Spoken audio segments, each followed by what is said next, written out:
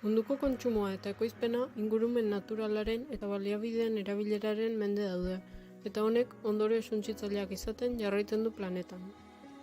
Azken mendean, lortutako aurrerapen ekonomiko eta sozialarekin batera, ingurumenaren degradazioa gertatu da, eta horrek arriskuan jartzen ditu etorkizuneko garapenaren mende dauden sistemak, eta noski, horrekin batera gure biziraupena.